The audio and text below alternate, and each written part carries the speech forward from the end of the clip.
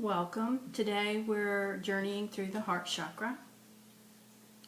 The heart chakra is like a two-way lane, okay? So you've got energy coming in that you're receiving, and you also have this other lane that's going out, and it's what you're giving, you know, what is you are giving to the outside world, okay? So I see lots of problems with the heart chakra because we're not really encouraged to fully experience and feel our woundings, our pain. We're taught more to suppress, to do that emotion stuffing, which narrows the flow and can block it. So that not only are you not giving, but you're not receiving what you need to sustain you and to nourish you as well.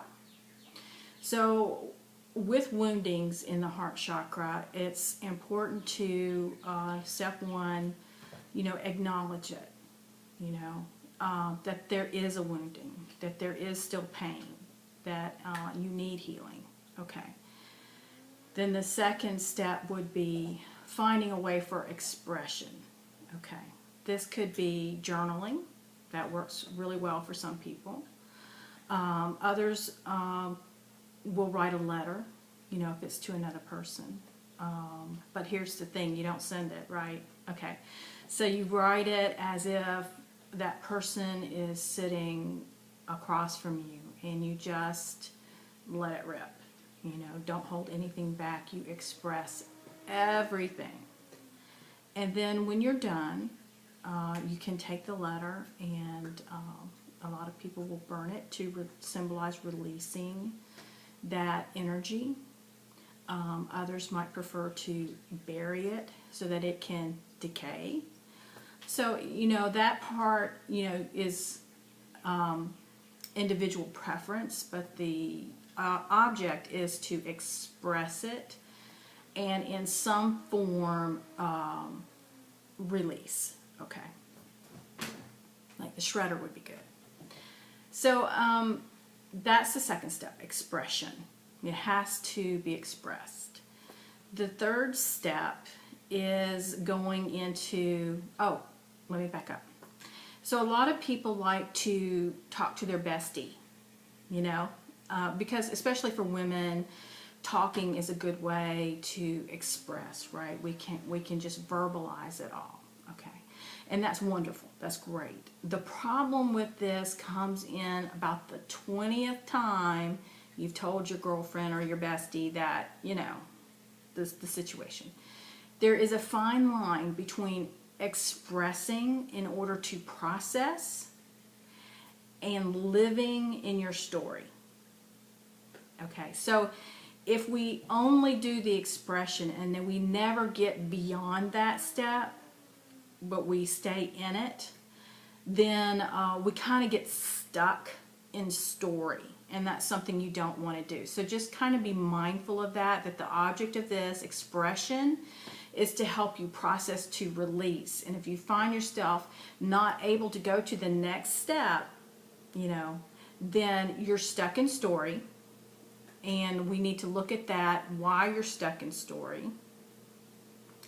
And that's another thing that would have to be worked on. In other words, you know, that's something that also there's work to be done. This video is just the steps, so I won't go into what happens when you're caught in story. Okay. So the next step is surrender, right? Okay, so because we've acknowledged, we've sat with it and experienced it, we've expressed it. So next step is that surrender, because you're not always going to get resolution. You know, there are a lot of us who are a lot in our heads, and we want to pull it all apart and analyze it and see how come and where did it go wrong, and sometimes you're not going to know, okay? It's not going to make sense. It happened for reasons that we are not going to know, and we just simply have to acknowledge that we're not going to know, okay? Sometimes it's just not there for us to know, and we're going to have to step into surrender surrendering it anyways, okay? So this is where we call in that higher power, whatever name you give it, and simply hand it over, okay? Hand it over. Okay, this happened, you know, I'm wish to release it, let it go from my being. I wish to, you know, bless the other individual. And here's the thing about a blessing. You can never give a blessing without receiving a blessing. Okay? So if you're blessing, you're getting blessed. Okay. So you're surrendering, you know, you're giving this over. Please bless all parties involved. I wish to release it now with an open heart. In divine order, please assist me. And in divine timing, reveal to me why the situation occurred. You know, something like that, okay? So you're surrendering it over to this higher power. You've let it go. Now what? Okay? Because just because we surrender it, no magic wand here, ding, no magic wand. We still have to go on with daily life. And sometimes what is occurring is really a deep wounding. Well, how do you do that? The only way you can do that is moment by moment, hour by hour, and day by day sometimes. So it's important to be mindful. This is where mindfulness can really support you. Just breathing, sometimes it's just one breath to the next, you know, making it, okay? Sometimes it's moment by moment like that. And then it gets to where it's day by day. And then it's week by week. And then month by month. Okay, so sometimes the only next step is being mindful and just breathing and allowing the next moment to come. Okay? Now, sometimes what happens in life is we're presented either in watching someone else's life occurrences or something that enters ours, okay, and it triggers a memory of this wounding, okay?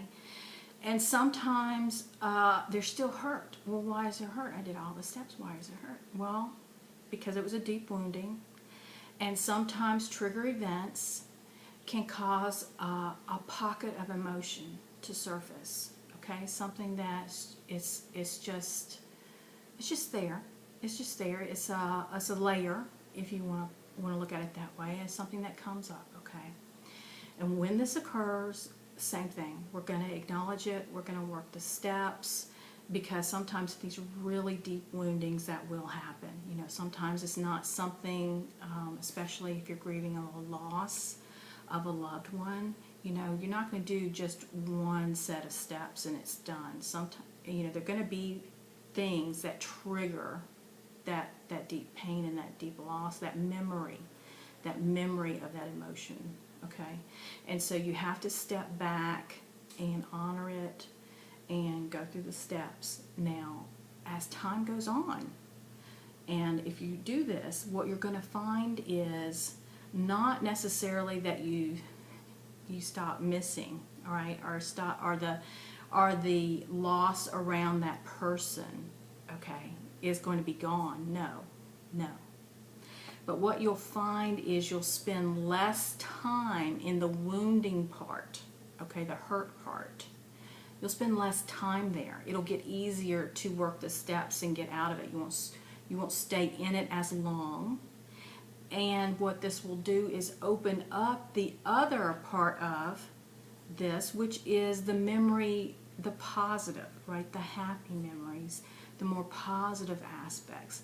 It allowed that to take up more of your memory and what comes up when thinking about that person, rather than the pain of the loss. Okay, if that makes sense.